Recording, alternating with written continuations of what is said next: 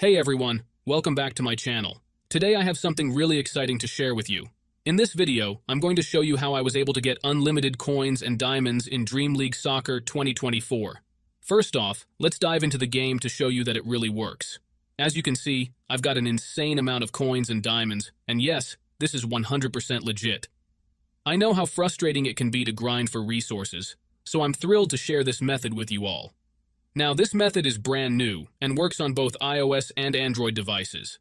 The best part is that it's incredibly easy to follow. You won't need to go through any complicated steps. No need to jailbreak your device or anything risky like that.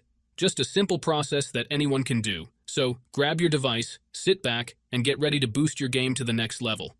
Trust me, once you see how easy it is, you'll wonder why you didn't find out about this sooner. Let's get started. Before you can use this method, there are some settings you need to change. These settings apply only for iOS devices. If you are on an Android device, you can skip this part and move on to the next step.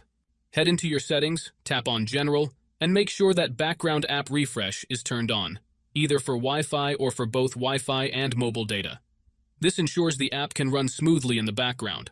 Next, swing by your battery settings and switch off low power mode. This feature can slow down your device, which we definitely don't want happening. With these two settings tweaked, you're all ready to move on to the next step. What you need to do next is open up your internet browser, in my case it's Safari, and go to the website called rocketmods.com. Rocketmods is a website where you can find many apps and games with amazing features. Once you are on the website, search for DLS 2024 and click on it. Here you will see some information about the app. To start the download, click on the green button and wait some time for the installation to finish.